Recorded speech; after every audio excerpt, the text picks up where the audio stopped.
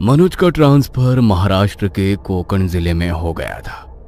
आज वो लोग अपने पुराने घर से वहां पर अपना सामान लेकर जा रहे थे। ट्रक में सामान लोड होते होते शाम के 4 बज गए थे। ट्रक ड्राइवर का चेहरा मनोज को कुछ उतरा उतरा लग रहा था, इसलिए वो ट्रक ड्राइवर के पास गया। अरे क्या हुआ भैया, तुम्हारा चेहरा क्यों इस तरह से उतरा हुआ है? अरे हम लोग शिफ्ट हो रहे हैं, थोड़ा खुश हो जाओ। अरे ऐसी बात नहीं है भैया, मैंने आपको कल शाम को बोला था कि अपना सामान ट्रक में लोड करवा दो, तो हम लोग सुबह जल्दी यहाँ से निकल जाएंगे। अब यहीं पर शाम के 4 बज गए और आपको पता है ना, यहाँ से कोकण जाने में नाना करके भी 8-9 घंटे लग ही जाएंगे। और रात के समय कोकण जाने वाले रास्ते से जाना मतलब खुद ओखली में अपना सर देना है। क्यों भाई, रात को क्या वहाँ पर डाकू लुटेरे घूमते हैं? अरे डाकू लुटेरे नहीं साहब, छलावा घूमता है, छलावा। कितनी बार सुना है हमने कि रात को कभी कोई ट्रक वाला कभी कोई गाड़ी वाला उस छलावे की चपेट में आ गया, और एक बार जो उसकी चपेट में आ जाता है उसे फिर वो अपने साथ ही लेकर जाता है। मैं तो बोलता हूँ आज रहने देते हैं, कल सुबह यहाँ से निकल जाएंगे। अरे नहीं नहीं, हम अपना एक और दिन खराब नहीं करने वाले। और क्या ये सब छलावा और भूत सब फालतू की बातें हैं। अन्नू जल्दी से बैठो, चलते हैं फिर। ट्रक ड्राइवर ने उनको चेताने की कोशिश की, मगर मनोज ने उसकी बात नहीं मानी और वो अनु के साथ ट्रक में बैठ गया। ट्रक में ड्राइवर के साथ उसका एक हेल्पर भी बैठा था। उन्हें वहां से निकले हुए लगभग 3 घंटे हो गए थे और बाहर अब हल्का हल्का अंधेरा भी होने लगा था, जिसे देखकर ड्राइवर के साथ साथ अब उसके हेल्पर के चेहरे पर भी घबराहट झलक रही थी। मालिक, अंधेरा सा होने लगा है, हम रास्ते में कहीं रुकेंगे ना? मतलब हम सीधा कोकण तो नहीं जाएंगे ना? क्यों? जब हम कोकण के लिए निकले हैं तो वहीं पर जाकर रुकेंगे ना। अरे नहीं नहीं, क्यों आफत मोल लेनी है? आपको पता नहीं क्या, रात को उस रास्ते पर छलावा भटकता है। अरे यार, फिर से तुम्हारी ये नॉनसेंस वाली बातें शुरू हो गई। तुम ट्रक थोड़ा तेज चलाओ, मुझे कल सुबह अपना नया ऑफिस ज्वाइन करना है, समझे? वो लोग उनकी बात सुनने को तैयार ही नहीं थे। ट्रक थोड़ा और आगे बढ़ा। रात के लगभग 10 बज चुके थे। आगे अब जंगल का रास्ता शुरू होने वाला था और सबको भूख लगनी भी शुरू हो गई थी। साहब, बहुत देर से ट्रक चला रहा हूँ, बहुत भूख लग रही है। आप लोगों को भी भूख लगी होगी ना? पास में एक ढाबा है, वहाँ पर कुछ खा पी लेते हैं। हाँ मनोज, मुझे भी बहुत भूख लग रही है और तुम्हें मेरी चाय पीने की आदत तो पता ही है। रात को अगर चाय ना पी पाऊँ तो सर में दर्द हो जाता है। चलो ठीक है, वैसे भी आगे 2-2.5 घंटे का रास्ता ही बचा है, खा पी लेते हैं कुछ। थोड़ी दूर पर एक ढाबा आया। ट्रक वाले ने ट्रक को ढाबे के सामने रोक दिया। वो सब खाना खाने के लिए उतरे तो उन्होंने देखा कि ढाबे पर उन लोगों के अलावा कोई और लोग थे ही नहीं। ये बात उन्हें कुछ अजीब सी लगी, क्योंकि अभी सिर्फ रात के 10 बज रहे थे। कुछ अजीब बात नहीं है ये? कितनी बार हम लोग रात को ट्रैवल करते हैं और जब भी खाना खाने के लिए किसी ढाबे पर रुकते हैं तो ढाबे पर अक्सर लोग खाना खाने के लिए बैठे ही होते हैं, लेकिन यहाँ पर तो हमारे अलावा कोई भी खाना खाने के लिए नहीं है। इतनी रात को कोई यहाँ से आगे रास्ते पर बढ़ने की हिम्मत नहीं करता साहब। कोई रात को निकलता भी है तो पीछे गेस्ट हाउस है, वहीं पर रात को रुक जाते हैं लोग। हमारा ढाबा भी 10 बजे बंद हो जाता है। ग्राहक तो आना 7 बजे के बाद ही बंद कर देते हैं, मगर हम इसलिए थोड़ी देर तक ढाबा खोल कर रखते हैं ताकि अगर किसी को मदद की जरूरत हो तो हम उसकी मदद कर सकें। मदद? कैसी मदद? मेरे कहने का मतलब है कि रात को चाहो तो यहाँ पीछे गेस्ट हाउस है, वहाँ रुक सकते हो। इतनी रात को आगे तो जाओगे नहीं। अब तो ये लोग भी बोल रहे हैं साहब, इनकी बात तो मान लो। तुम्हें बोला ना एक बार नहीं रुकना, और बताया है ना तुम्हें कि सुबह मुझे ऑफिस भी ज्वाइन करनी है। आज रात तो आप हमें मरवा कर ही मानेंगे, किसी की भी बात सुनने को तैयार नहीं हो। अगर सब कह रहे हैं तो मान लीजिए ना, और वैसे भी 2-2.5 घंटे का रास्ता ही बचा है। सुबह 5 बजे तो रोशनी हो ही जाती है, तो सुबह सुबह निकल पड़ेंगे और आपके ऑफिस के टाइम से पहले ही हम पहुंच जाएंगे। क्या तुम भी इन लोगों की बातों में आ रही हो? गेस्ट हाउस वाले कमीशन देते होंगे इनको, इसलिए फालतू की कहानियां बना रहे हैं। तुम ये सब बातें छोड़ो और खाना खा लो। सब खाना खा रहे थे, तभी अनु के कपड़ों पर दाल गिर गई। हे भगवान, इस दाल को भी अभी ही गिरना था, पूरा कुर्ता खराब हो गया मेरा। अरे दीदी, वो पीछे वहाँ बाथरूम है, आप वहाँ जाकर इसे साफ कर लो। अनु अपने कपड़े साफ करने के लिए पीछे बाथरूम की तरफ गई। तभी वहां से वापस आते हुए उसे अपने पीछे किसी के पैरों की आहट सुनाई दी। उसने पीछे मुड़कर देखा तो वहां कोई नहीं था। वो फिर से आगे की तरफ बढ़ी, मगर इस बार दोबारा उसे किसी के पैरों की आवाज सुनाई दी। तभी अचानक एक बिल्ली पीछे से उसके सामने आकर कूद पड़ी और वहां से दूसरी तरफ भाग गई। उसने अन्नू को बुरी तरह डरा दिया। ये बिल्ली भी ना, डरा दिया इसने मुझे। अनु जल्दी से ढाबे पर वापस आई। तब तक सबने खाना भी खा लिया था।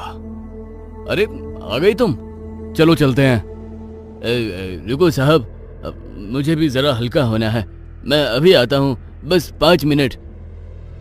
थोड़ी देर बाद ट्रक ड्राइवर वापस आया और वापस आकर उसने ट्रक स्टार्ट किया और वो लोग वहां से निकल गए।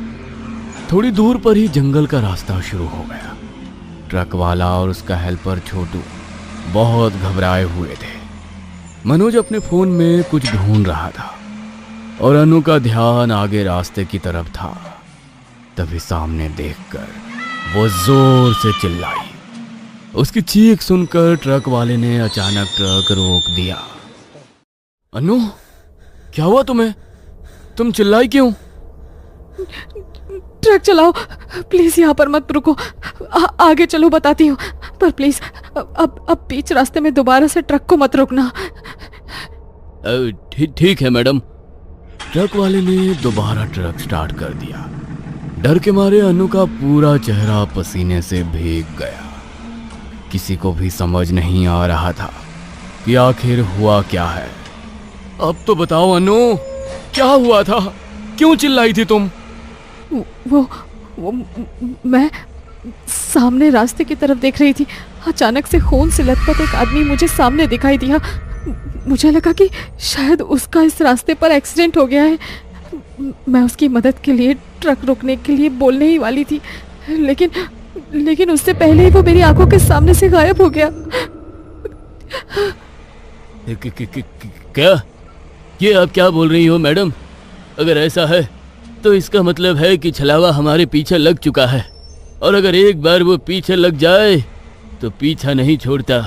मना किया था मैंने आप लोगों को रात को इस रास्ते से आगे बढ़ने के लिए, लेकिन मेरी बात नहीं सुनी आप लोगों ने। अब आपकी वजह से हमें भी भुगतना पड़ेगा। अरे चुप करो तुम लोग। तुम लोगों ने ही डरा डरा कर अन्नू का दिमाग खराब कर दिया है। तुम लोगों की बातें सुनकर ही उसे ऐसे भ्रम हो रहे हैं।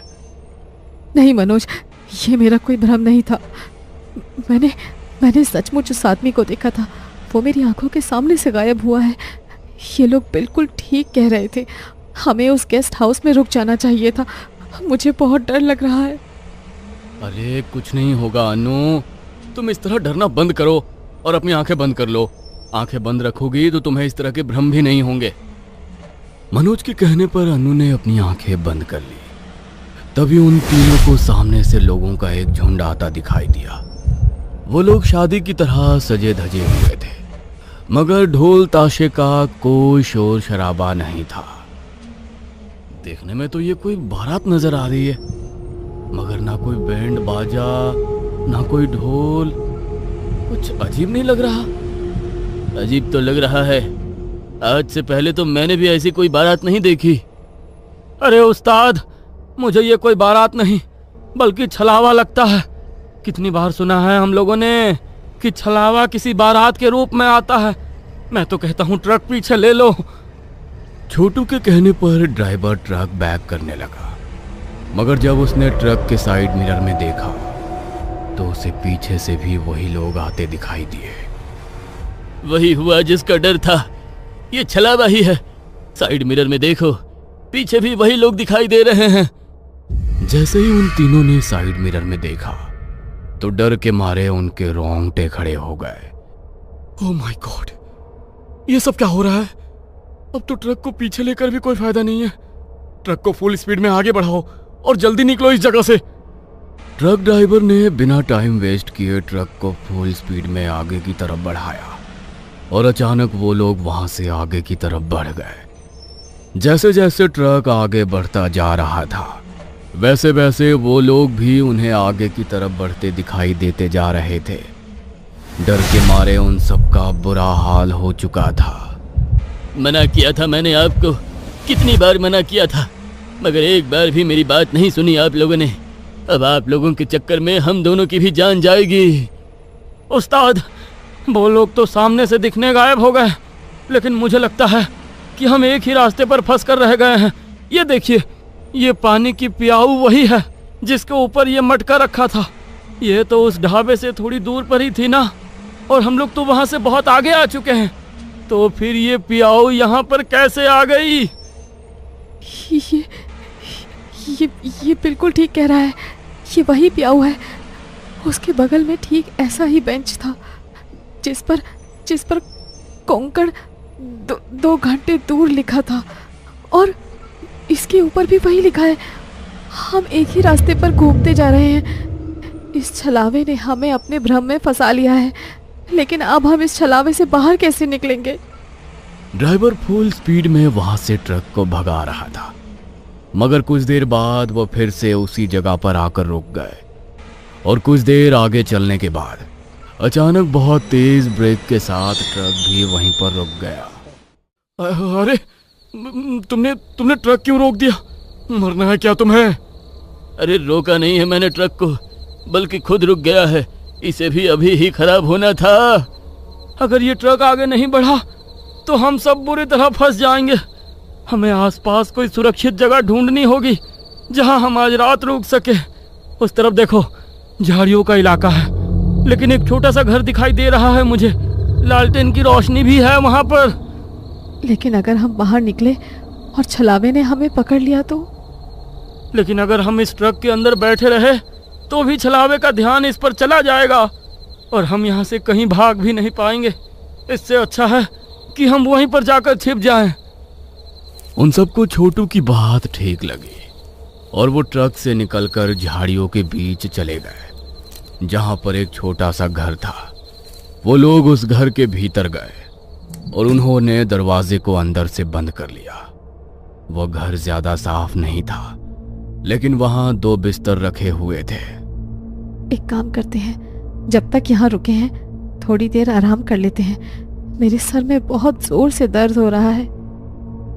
अनु मनोज के साथ एक बिस्तर पर लेट गई और ट्रक ड्राइवर के साथ छोटू दूसरे बिस्तर पर लेट गया, और कब उनकी आंख लग गई किसी को पता नहीं चला।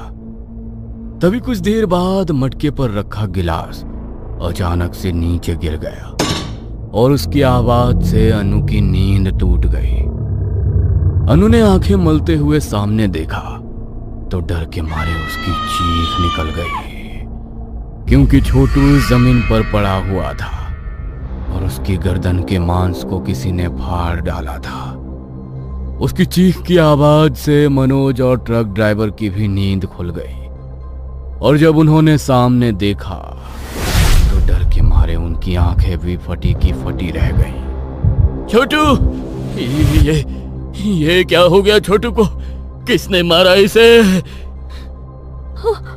पता नहीं, मेरे कानों में तो पानी का गिलास गिरने की आवाज पड़ी थी।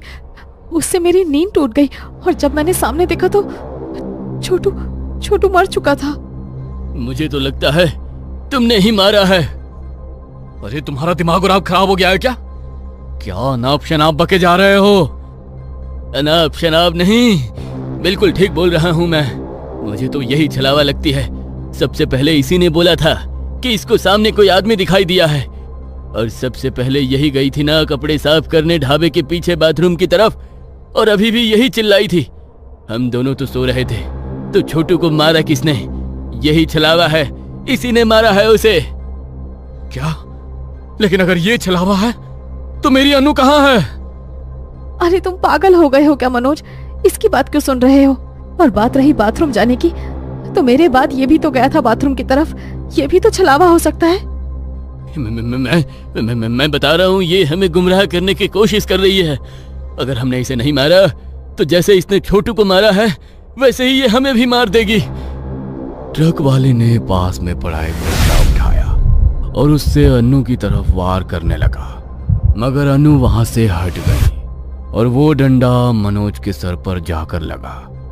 मनोज के सर से खून बहने लगा। तभी अनु ने नीचे पड़ा वो डंडा उठाया और ट्रक ड्राइवर पर वार करने लगी, मगर उसने उसके हाथ से वो डंडा छीनकर दूर फेंक दिया।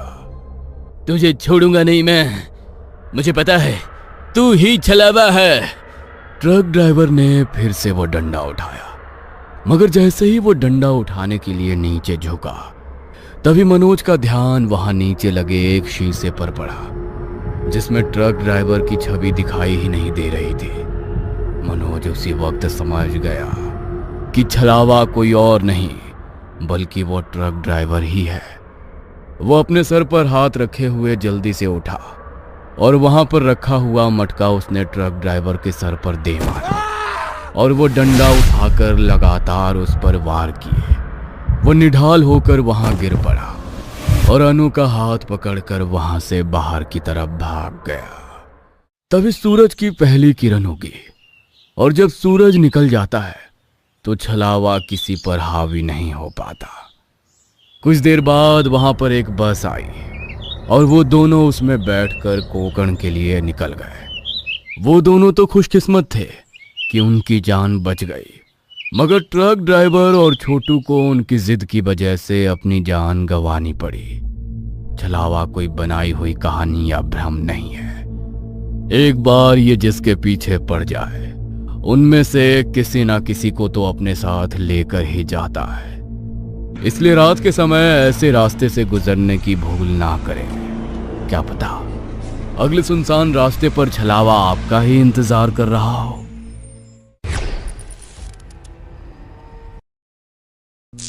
कुछ घटनाएं सिर्फ सवाल खड़ा करती हैं। उनका जवाब पाना लगभग नामुमकिन होता है, क्योंकि ऐसा कहा जाता है कि हमारी दुनिया और दूसरी दुनिया यानी भूत प्रेतों की दुनिया बिल्कुल अलग है।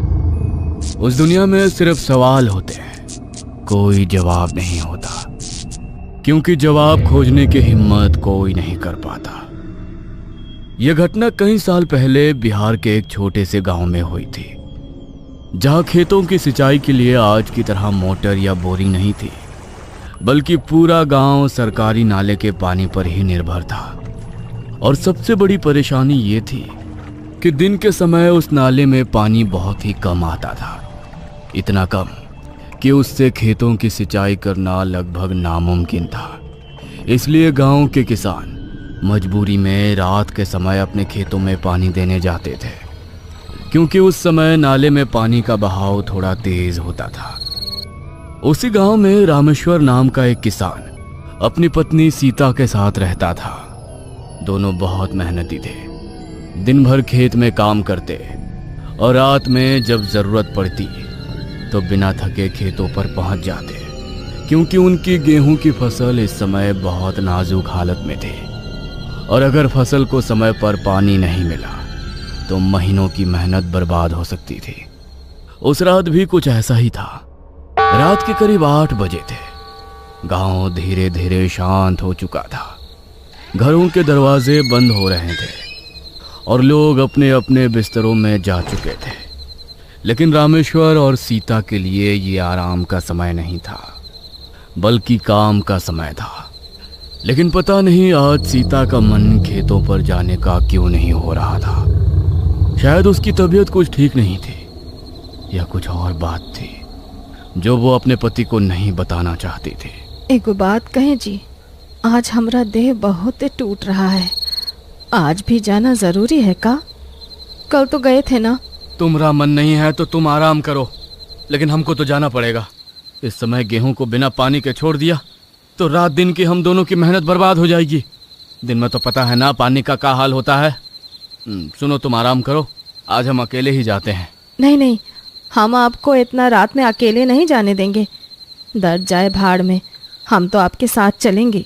उन दोनों ने बस एक नज़र अपने सोते हुए बच्चे पर डाली और फिर चुपचाप टॉर्च उठा ली और निकल पड़े खेत की ओर। रामेश्वर और सीता टॉर्च की रोशनी में बढ़े जा रहे थे। दूर कुत्तों और सियारों के बोलने की आवाज़ लगातार आ रही थी। सीता ने टॉर्च थामे रखा था और रामेश्वर के हाथ में था एक मोटा सा डंडा इसलिए कि कहीं कोई जानवर वानवर का सामना ना हो जाए। उनके खेत की एक खास बात थी जो पूरे गांव में चर्चा का विषय भी रहती थी, और वो ये थी कि उनका खेत गांव के पुराने कब्रिस्तान के बिल्कुल पास था और वहां एक आम का पेड़ भी था। उस कब्रिस्तान और उस पेड़ के बारे में लोग तरह तरह की बातें करते थे। कुछ कहते थे कि वहां रात में अजीब अजीब आवाजें आती हैं, तो कुछ कहते थे कि वहां कोई दिखाई भी देता है। कोई कहता है किसी ने उसे रात को पकड़ लिया था, तो कोई कहता कि कोई साया उनसे बीड़ी मांगता है। लेकिन रामेश्वर हमेशा इन बातों को बेकार समझकर नज़रअंदाज कर देता, क्योंकि वो तो ना जाने कितनी बार उस रास्ते से गुजरा है। जैसे जैसे वो खेत की ओर बढ़ रहे थे, रात और गहराती जा रही थी। हवा में थोड़ी ठंडक थी। अचानक उन दोनों को कुत्तों के रोने की आवाज आने लगी। कुछ देर पहले जो कुत्ते भौंक रहे थे, उन्होंने बहुत ही अजीब तरीके से रोना शुरू कर दिया था। हमको ना ये जगह बिल्कुल अच्छी नहीं लगती, खासकर रात में तो और भी डर लगता है। रात काम के लिए थोड़ी ना होता है, रात तो भूत प्रेतों के लिए होता है। तुम भी ना हर चीजें में भूत प्रेत ढूंढ लेती हो। अरे कुछ नहीं होता ही साहब, हम लोग कितनी बार यहाँ आए हैं, बोलो कितनी बार आए हैं, दिन को भी रात को भी। करीब आधे घंटे में दोनों खेत पर पहुंच गए। उस समय नाली में पानी बहुत कम था, इसलिए उन्होंने पहले थोड़ी देर इंतजार किया। धीरे धीरे पानी का बहाव बढ़ने लगा। जैसे ही पानी का बहाव बढ़ा, उन्होंने अपनी क्यारियों में पानी छोड़ना शुरू कर दिया। सब कुछ सामान्य लग रहा था, जैसे हर रोज होता था। लेकिन उस दिन सब कुछ सामान्य कहाँ रहने वाला था। रात जैसे जैसे और काली और गहरी हो रही थी, वैसे वैसे माहौल भी बदलने लगा। सन्नाटा और भारी हो गया। हवा की आवाज़ भी अब अजीब लगने लगी थी। करीब आधा घंटा बीतने के बाद अचानक उन्हें लगा कि पानी फिर कम हो गया है। क्यारियों में पानी ठीक से नहीं पहुंच रहा था। ए सीता, लगता है नाले में कहीं दिक्कत हो गई है रे। तू यहीं रुक, हम देख कर आते हैं। ठीक है, लेकिन जल्दी आना, हमको अकेले बहुत डर लगता है जी। रामेश्वर टॉर्च लेकर नाले की तरफ बढ़ा। जैसे जैसे वो आगे बढ़ रहा था, उसे अजीब सा एहसास होने लगा, जैसे कोई उसे देख रहा हो और उसके पीछे चल रहा है। लेकिन उसने इसे नजरअंदाज किया और आगे बढ़ता गया। कुछ दूर जाने पर उसने देखा कि नाला एक जगह से टूट गया था और पानी बगल वाले खेत में जा रहा था। उसने तुरंत मिट्टी उठाकर उस जगह को बंद करना शुरू किया। लेकिन जैसे ही उसने मिट्टी डालकर काम खत्म किया और पीछे मुड़ने के लिए खड़ा हुआ, उसी पल उसे ऐसा महसूस हुआ जैसे उसके बिल्कुल पीछे फिर कोई खड़ा हो। वो उसकी सांसें तक महसूस कर सकता था, क्योंकि उसकी सांसें साधारण नहीं थी, एकदम तेज थी। ऐसा कि लगता था कोई जानवर गुर्रा रहा हो। रामेश्वर का दिल तेजी से धड़कने लगा। उसे लगा कि कहीं कोई जानवर तो नहीं आ गया। उसने धीरे धीरे मुड़कर पीछे देखा, लेकिन वहां कोई नहीं था। रामेश्वर ने खुद से ही कहा, शायद वहम हो रहा है हमको। यहाँ कौन आएगा इतनी रात में, जानवर भी तो ना के बराबर आते हैं इस ओर। वो जल्दी जल्दी वापस सीता के पास आया और पूरी बात उसे बताई। अब सीता भी थोड़ा डर गई थी, लेकिन दोनों ने खुद को समझाया कि शायद थकान की वजह से ऐसा लग रहा है। लेकिन कुछ ही देर बाद फिर वही समस्या हुई। पानी फिर से कम हो गया। ए जी, ये पनिया तो फिर से कम हो गया। फिर कुछ गड़बड़ हो गया क्या? क्या पता सीता, लगता है एक बार फिर से देखने जाना होगा।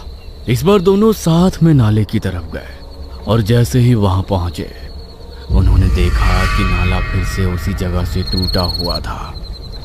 अब ये बात उन्हें थोड़ी अजीब लगी। ये क्या हो गया, ये नाला फिर से टूट गया। और पता है सीता, ये वहीं से टूटा है जहाँ थोड़ी देर पहले टूटा था। इतनी जल्दी फिर कैसे टूट गया?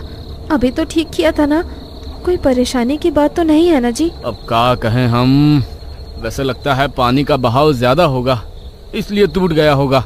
अब तू चिंता मत कर। रामेश्वर मिट्टी डालने लगा और सीता पीछे खड़ी होकर इधर उधर देखने लगी। तभी अचानक उसकी नजर थोड़ी दूर पर पड़े उस पुराने आम के पेड़ पर गई जो कब्रिस्तान के बिल्कुल किनारे खड़ा था। और तभी उसे लगा जैसे उस पेड़ की एक मोटी टहनी पर कोई बैठा हुआ है। सीता उसे देखकर चीख पड़ी। अरे क्या हुआ, काहे चिचिया रही हो तुम? सुनो, वहाँ देखो, पेड़ पर कोई है। पेड़ पर इतनी रात को? रामेश्वर ने टॉर्च उस तरफ घुमाई लेकिन वहां कुछ नहीं था। लेकिन सच ये था कि वहां कोई था और वो अब नीचे आने वाला था। रामेश्वर को भले ही कुछ नहीं दिखा हो लेकिन सीता की आंखें अब भी उसी जगह पर टिकी हुई थी, जैसे उसने कुछ ऐसा देख लिया हो जिसे नजरअंदाज करना उसके लिए नामुमकिन था। उसके चेहरे पर डर साफ दिखाई दे रहा था और उसकी सांसें तेज हो चुकी थी। अरे काहे बार बार वहां घूर घूर कर देख रही है तू? अरे कुछ नहीं है वहां, तू बेकारे में डर रही है। चल यहाँ से काम खत्म करते हैं और घर जाकर आराम से सोते हैं, कहीं बचवा जग ना जाए। लेकिन सीता का मन मानने को तैयार नहीं था। उसने धीरे से कहा, नहीं, हम झूठ नहीं बोल रहे हैं, सच में कोई बैठा था वहाँ, बिल्कुल चुप, हमें देख रहा था। रामेश्वर ने उसकी बात को टाल दिया और जल्दी जल्दी नाला बंद करने लगा। लेकिन उसके अपने दिल में भी अब हल्का सा डर घर करने लगा था, क्योंकि एक बार और एक ही जगह से नाले का टूटना कोई सामान्य बात नहीं थी। जैसे ही दोनों वापस खेत की तरफ मुड़ने लगे, अचानक उनके पीछे से एक तेज आवाज आई, जैसे कोई भारी चीज जमीन पर गिरी हो। आवाज इतनी साफ और करीब थी कि दोनों एकदम से रुक गए। ये कहाँ गिरा है जी पीछे? रुको, हम देखते हैं। रामेश्वर ने धीरे धीरे पीछे मुड़कर टॉर्च घुमाई और जैसे ही रोशनी पेड़ के नीचे पड़ी, उसका दिल एक पल के लिए थम गया। पेड़ के नीचे मिट्टी थोड़ी बिखरी हुई थी, जैसे अभी अभी कोई ऊपर से कूद कर नीचे उतरा हो। और तभी बिल्कुल उसी पल उनके सामने गेहूं की फसल के बीच से कुछ बहुत तेजी से भागता हुआ निकला। रामेश्वर जोर से चिल्लाया, अबे कौन है बे? कौन है वहां? कौन है बे? ये कहते हुए रामेश्वर उसकी ओर भागा, लेकिन सीता डर के मारे उसका हाथ पकड़कर बोली, मत जाओ उसके पीछे, हमको बहुत डर लग रहा है और कुछ अच्छा भी नहीं लग रहा। रामेश्वर ने उसकी बात नहीं मानी। वो कुछ कदम आगे बढ़ा और टॉर्च की रोशनी उस दिशा में डाली जहां वो साया भागा था। और उसके बाद जो उसने देखा, उसे देखकर उसके पैरों तले जमीन खिसक गई। गेहूं की फसल कई जगह से टूटी हुई थी, जैसे कोई भारी चीज उनके बीच से गुजरी हो और बीच में एक साफ रास्ता बन गया था। ये कैसे हो गया? हमारा फसल बर्बाद करके कौन भागा है? मैंने कहा था ना, यहाँ कुछ ठीक नहीं है। सीता, ऐसा तो नहीं कि कोई रात को आम चुराने आया था और हमको देखकर भाग गया? अब दोनों के मन में डर साफ बैठ चुका था। वो घर लौटना चाहते थे, लेकिन एक बार फिर से गेहूं के फसल की चिंता उनके मन में समा गई। उन्होंने तय किया कि थोड़ा और रुककर पानी पटाने का काम पूरा कर लेते हैं और फिर तुरंत घर लौट जाएंगे।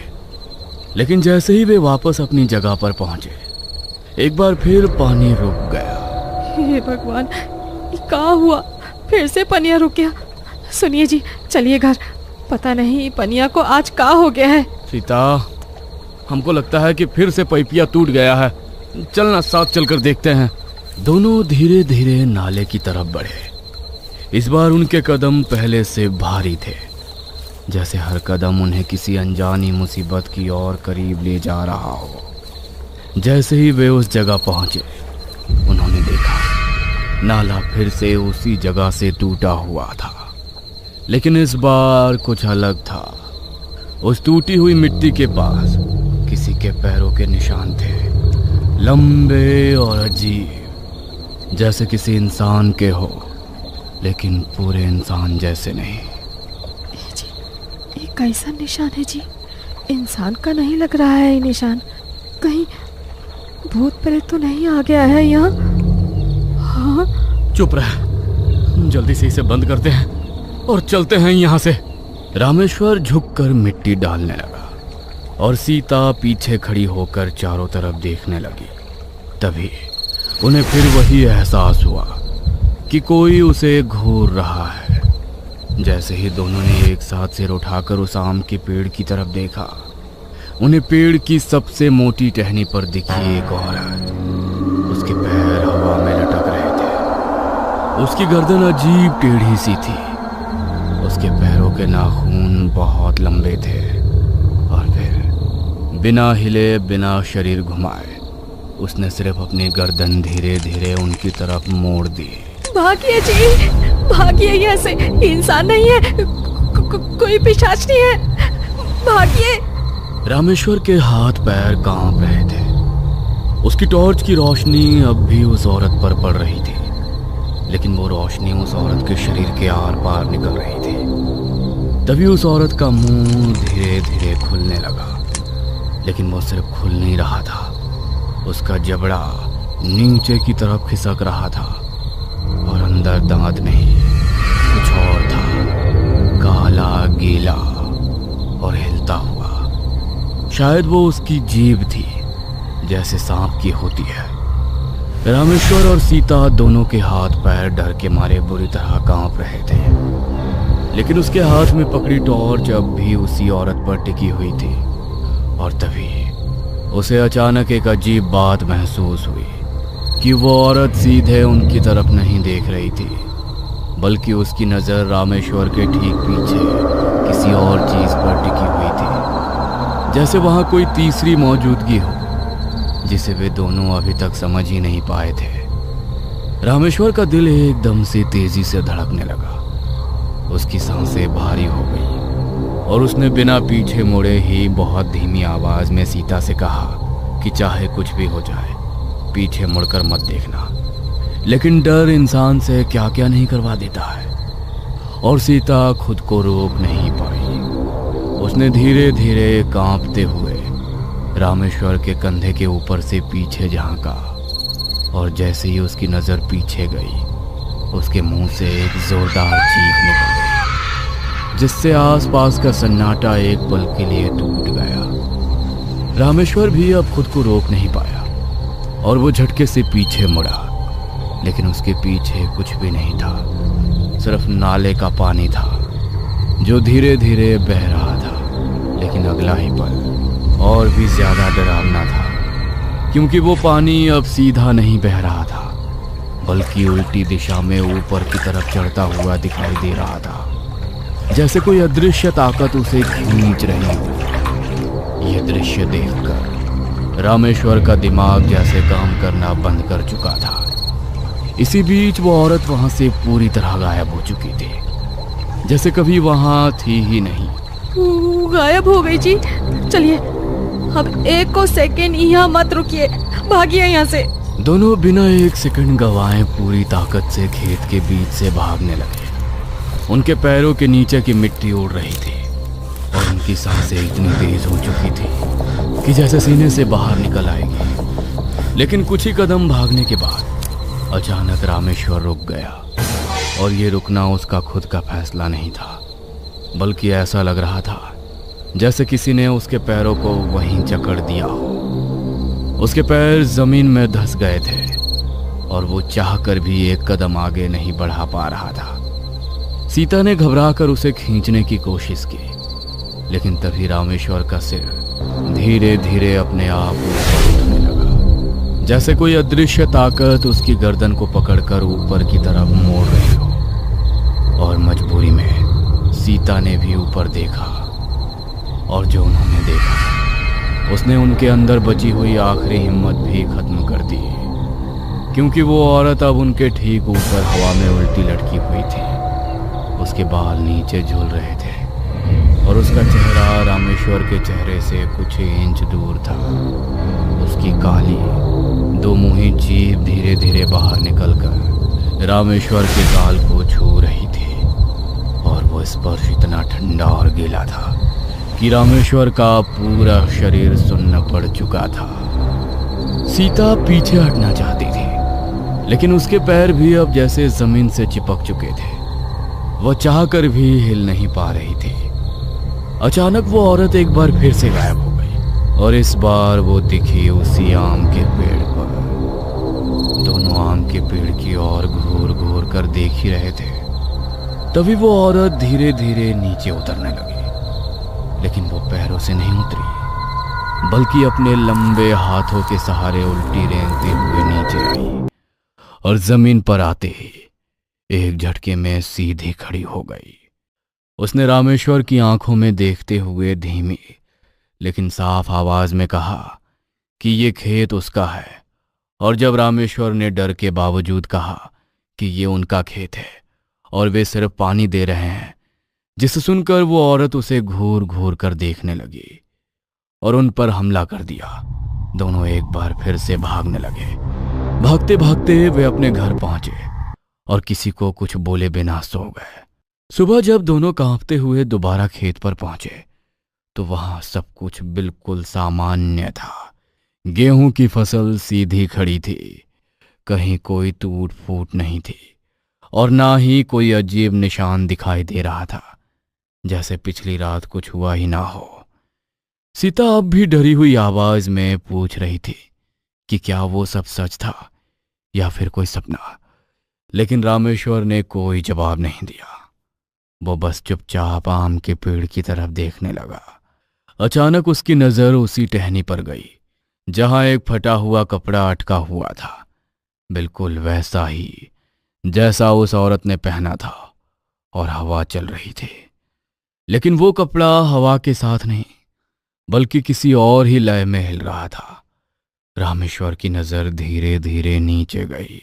मिट्टी पर उसे दो ताजा पैरों के निशान दिखाई दिए, एक उस औरत के और दूसरा उसके अपने।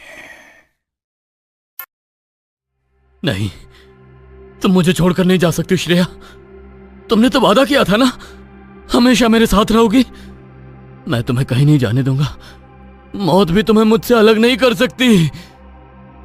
खुद को संभाल बेटा, बहू अब इस दुनिया में नहीं रही। इस बीमारी ने हमारी बहू को हमसे छीन लिया। शायद यही भगवान की मर्जी थी। उठ जा बेटा, उठ जा। अंतिम क्रिया के लिए ले जाने दे बहू को। नहीं, मैं कहीं नहीं ले जाने दूंगा मेरी श्रेया को। अगर कोई इसे यहां से लेकर गया तो श्रेया के साथ ही उस चिता में मैं भी खुद को खत्म कर लूंगा। इस समय अनुज की हालत ठीक नहीं है मम्मी। थोड़ी देर बाद दिन ढल जाएगा और उसके बाद तो चिता को अग्नि दे ही नहीं सकते।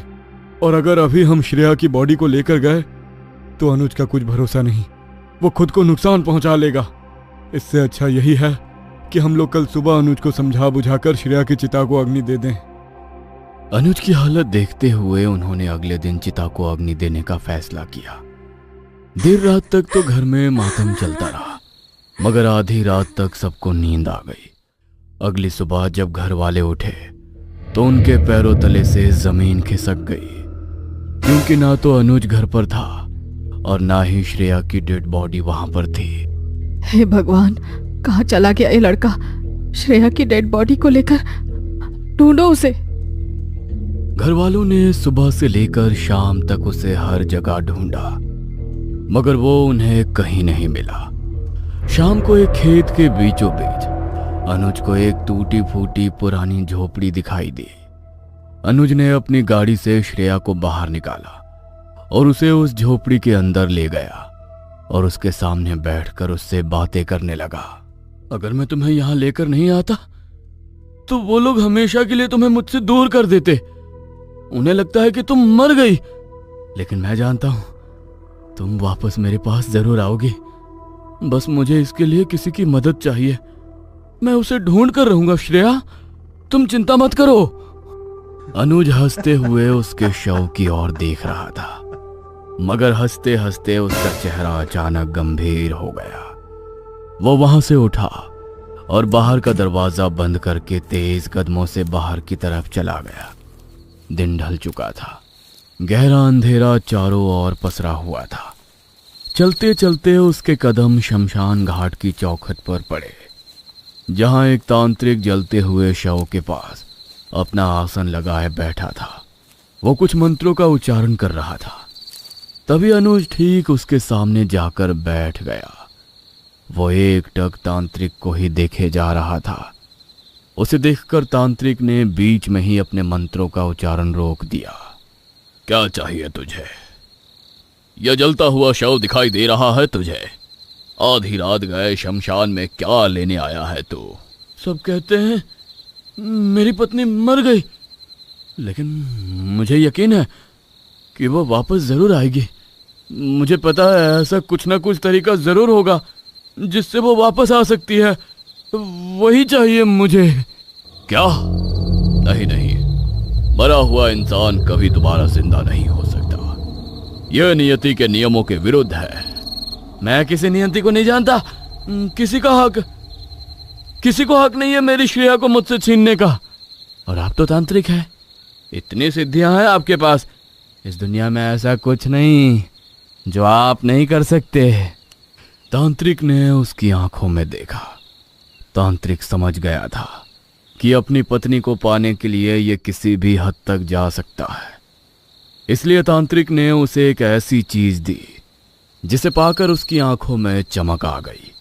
वो तांत्रिक को देखकर मुस्कुराया और तेज कदमों से चलता हुआ वापस उसी झोपड़ी में आ गया। तांत्रिक की दी हुई सामग्री से उसने झोपड़ी के बीचों बीच एक गोल घेरा बनाया और श्रेया के शव को उसने ठीक उस घेरे के सामने रख दिया।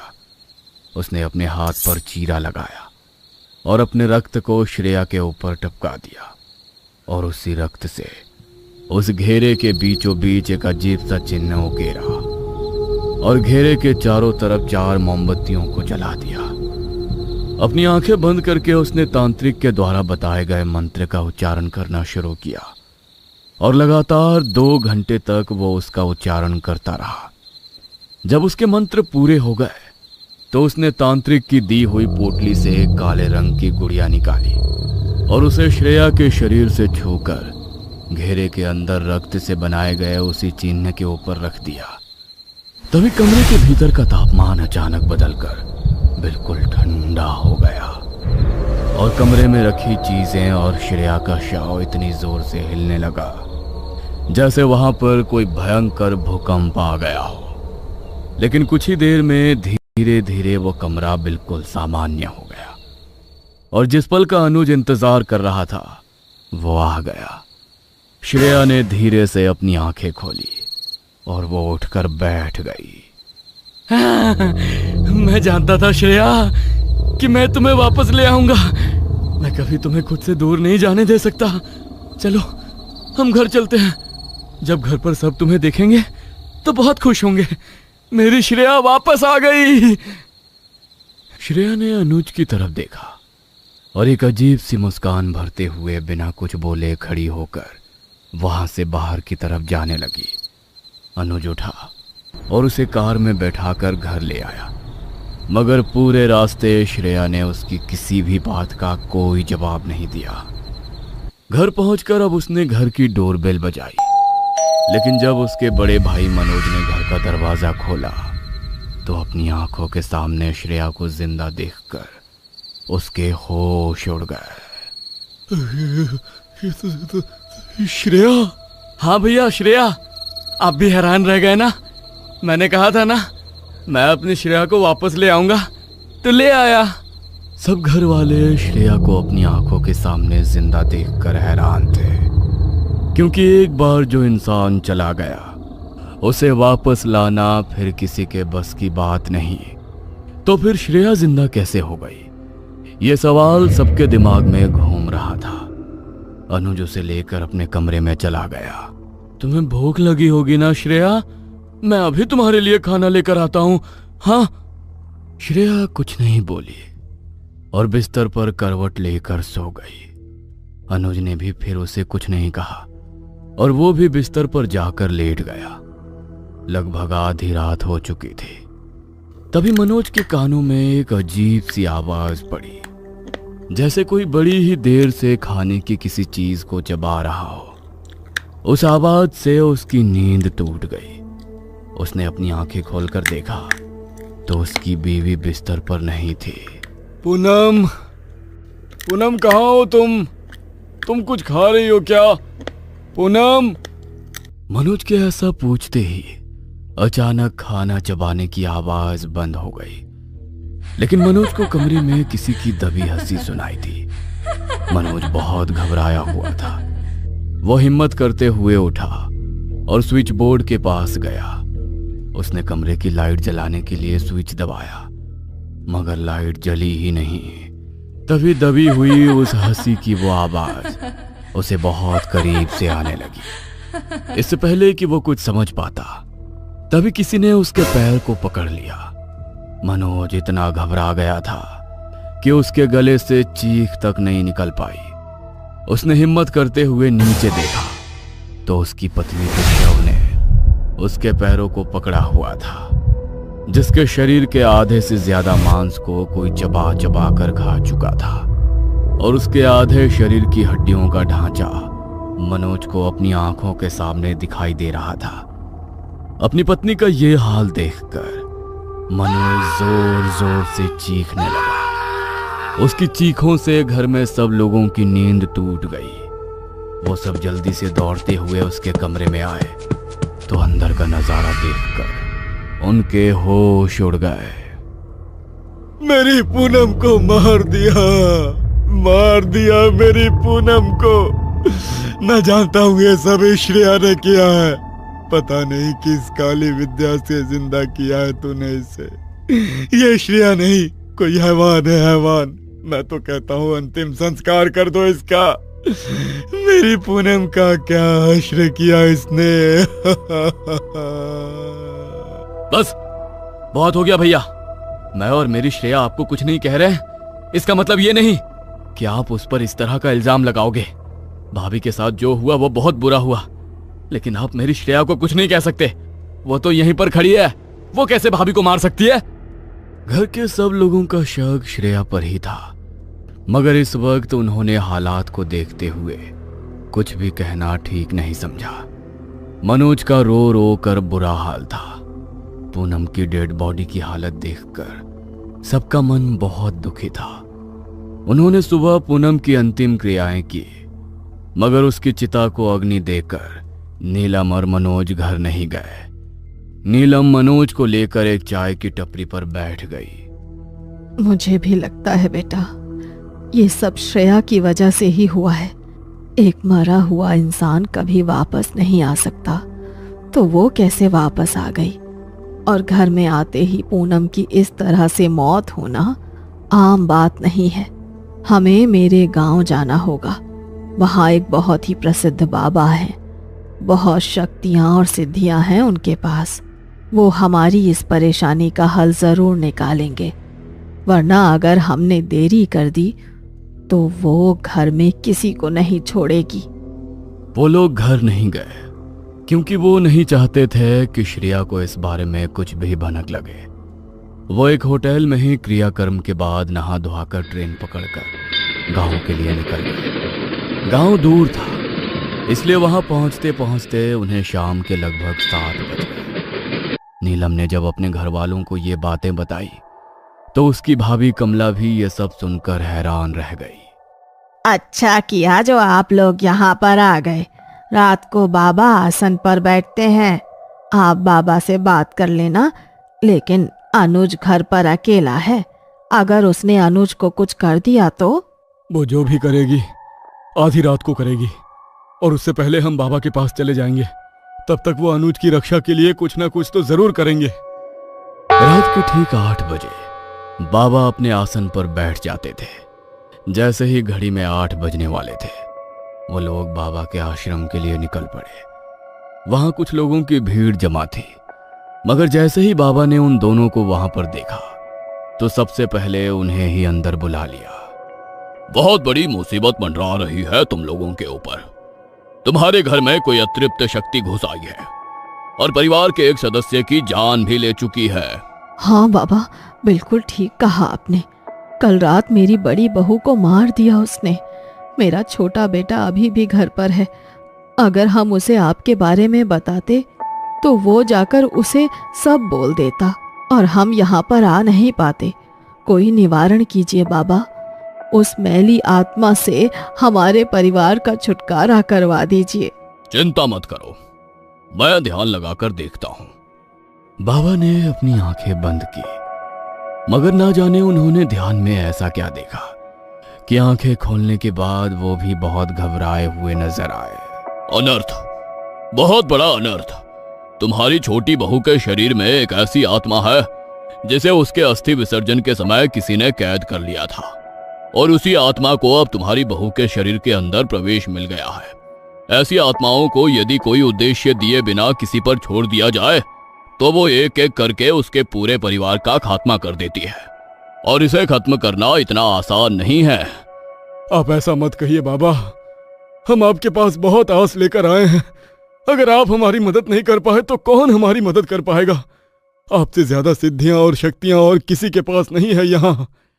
ऐसा नहीं है कि मैं उस आत्मा से तुम्हारा निवारण नहीं कर सकता, लेकिन उस आत्मा को खत्म करने के लिए उसकी मुक्ति करानी होगी, और उसके लिए करना होगा उसका पिंडदान, क्योंकि अस्थि विसर्जन के समय उसकी आत्मा को बंदी बना लिया गया, उसकी मुक्ति को रोक दिया गया, और अब जब तक उसके परिवार के हाथों उसका पिंडदान नहीं हो जाता वो मुक्त नहीं होगी और ना ही तुम्हारी बहू के शरीर को छोड़ेगी। लेकिन उसके लिए हमें पता करना होगा कि वो है कौन, क्योंकि जब तक हम ये नहीं जान लेते तब तक ना तो हम उसके परिवार को ढूंढ पाएंगे और ना ही उनके हाथों उसका पिंडदान करवा पाएंगे, और मैं यहाँ से ये सब नहीं कर सकता। तो आप हमारे साथ चलिए ना बाबा, और जब तक हम घर नहीं पहुँच जाते तब तक आप मेरे छोटे बेटे की रक्षा के लिए कुछ कीजिए, कहीं वो उसे नुकसान ना पहुँचा दे। उसे बस इतना कहो कि घर के जिस कमरे में तुमने मंदिर बनाया है वो वहां जाकर सो जाए, वो वहां नहीं आ पाएगी। नीलम ने अनुज को फोन किया और उसे मंदिर वाले कमरे में सोने को कहा। अनुज ने बार बार इसका कारण पूछा, मगर नीलम ने उसे कुछ नहीं बताया। अनुज ने उसकी बात में हामी भरी और फोन काट दिया। बाबा अपने चेले को लेकर उन दोनों के साथ उनके घर के लिए रवाना हो गए। सुबह के लगभग 7 बजे वो लोग घर पहुंचे। घर का दरवाजा खुला हुआ था और हॉल में श्रेया जमीन पर बैठकर कमरे के भीतर देखे जा रही थी। उन लोगों को कुछ अजीब लगा, इसलिए वो जल्दी से दौड़कर कमरे के अंदर गए तो अंदर का नजारा देखकर उनके होश उड़ गए, क्योंकि जैसा हाल पूनम के शरीर का हुआ था ठीक वैसा ही हाल अब अनुज का भी हो चुका था। श्रेया उसकी तरफ देखकर भयानक तरह से मुस्कुरा रही थी, मगर जैसे ही बाबा ने घर में कदम रखा श्रेया का चेहरा गंभीर हो गया। वो वहां से भागने के लिए उठी, लेकिन तभी बाबा ने अपने कमंडल से उसके ऊपर जल छिड़क कर उसे वहीं पर गिरा दिया और उनके शिष्य ने उसके चारों ओर एक घेरा बना दिया। वो घेरा बनते ही श्रेया जोर जोर से चिल्लाने लगी, छोड़ मुझे पंडित, चला जा यहाँ से, वरना इनके साथ साथ आज तू भी मरेगा। इस घेरे से बाहर निकाल मुझे, निकाल। इस घेरे से बाहर तो तू अब तभी जाएगी जब हमें अपनी सच्चाई और असलियत बताएगी। बता, कौन है तू? नहीं बताऊंगी, कभी नहीं बताऊंगी कि कौन हूँ मैं। इस पूरे परिवार को खत्म करूंगी मैं। इस लड़की के साथ आई हूँ तो जब तक इन सबको मार नहीं देती तब तक चैन से नहीं बैठूंगी मैं। बताना तो तुझे पड़ेगा ही कि आखिर है कौन तू, क्योंकि अगर तूने मुझे ये नहीं बताया तो तुझे इतनी पीड़ा होगी कि फिर तू उसे सहन नहीं कर पाएगी। बाबा और उनके शिष्य ने उसी समय घर के बाहर बंधन करके भीतर मंत्रों का उच्चारण करना शुरू किया। हर एक मंत्र के उच्चारण के साथ श्रेया और जोर जोर से चिल्लाने लगी। पूरे घर में बस उसकी चीखों की आवाज ही गूंज रही थी। बाबा जब जब उसके शरीर पर अपने कमंडल से जल का छिड़काव कर रहे थे तब तक उसके शरीर पर जलने के निशान उभर रहे थे, जैसे वो जल उस आत्मा को जलने की पीड़ा दे रहा हो। बाबा ने मंत्रों की शक्ति से उस आत्मा को बिल्कुल कमजोर कर दिया और उसके ऊपर माता रानी के चरणों का सिंदूर लगा दिया, जिससे वो बुरी तरह तड़पने लगी। अभी तो मैंने बस शुरुआत की है, अभी भी बता देगी कि कौन है तू तो अच्छा रहेगा, वरना जो पीड़ा अब मैं तुझे दूंगा वो इससे कहीं ज्यादा बुरी होगी। बाबा की बातें सुनकर श्रेया की आंखों में अलग ही डर उभर आया था। वो आत्मा अब और पीड़ा बर्दाश्त नहीं कर सकती थी, इसलिए उसने बाबा को अपनी सारी सच्चाई उगल दी और अपने परिवार वालों के बारे में बाबा को सब बता दिया। उनके परिवार वालों को खबर करके सब बताया गया और अगले ही दिन उन्होंने अपनी बेटी के नाम का पिंडदान कर दिया।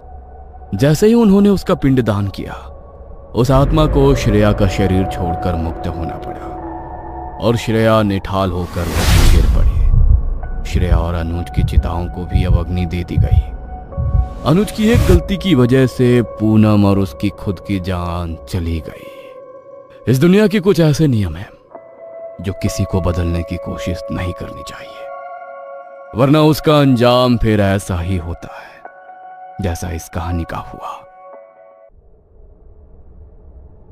मनोज का ट्रांसफर महाराष्ट्र के कोकण जिले में हो गया था।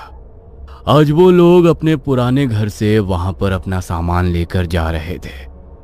ट्रक में सामान लोड होते होते शाम के 4 बज गए थे।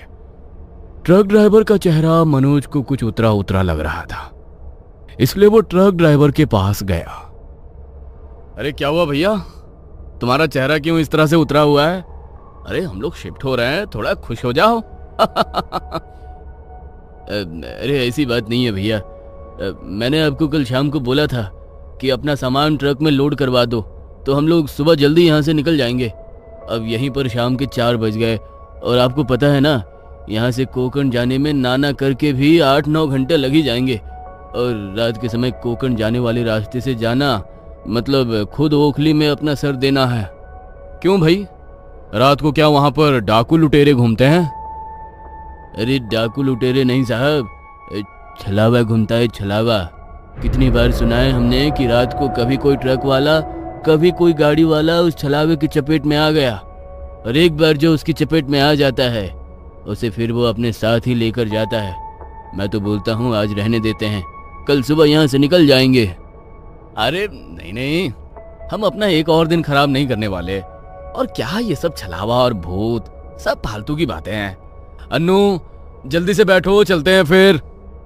ट्रक ड्राइवर ने उनको चेताने की कोशिश की, मगर मनोज ने उसकी बात नहीं मानी और वो अनु के साथ ट्रक में बैठ गया। ट्रक में ड्राइवर के साथ उसका एक हेल्पर भी बैठा था। उन्हें वहां से निकले हुए लगभग 3 घंटे हो गए थे और बाहर अब हल्का हल्का अंधेरा भी होने लगा था, जिसे देखकर ड्राइवर के साथ साथ अब उसके हेल्पर के चेहरे पर भी घबराहट झलक रही थी। मालिक, अंधेरा सा होने लगा है, हम रास्ते में कहीं रुकेंगे ना? मतलब हम सीधा कोकण तो नहीं जाएंगे ना? क्यों? जब हम कोकण के लिए निकले हैं तो वहीं पर जाकर रुकेंगे ना। अरे नहीं नहीं, क्यों आफत मोल लेनी है? आपको पता नहीं क्या, रात को उस रास्ते पर छलावा भटकता है। अरे यार, फिर से तुम्हारी ये नॉनसेंस वाली बातें शुरू हो गई। तुम ट्रक थोड़ा तेज चलाओ, मुझे कल सुबह अपना नया ऑफिस ज्वाइन करना है, समझे? वो लोग उनकी बात सुनने को तैयार ही नहीं थे। ट्रक थोड़ा और आगे बढ़ा। रात के लगभग 10 बज चुके थे। आगे अब जंगल का रास्ता शुरू होने वाला था और सबको भूख लगनी भी शुरू हो गई थी। साहब, बहुत देर से ट्रक चला रहा हूँ, बहुत भूख लग रही है। आप लोगों को भी भूख लगी होगी ना? पास में एक ढाबा है, वहाँ पर कुछ खा पी लेते हैं। हाँ मनोज, मुझे भी बहुत भूख लग रही है और तुम्हें मेरी चाय पीने की आदत तो पता ही है। रात को अगर चाय ना पी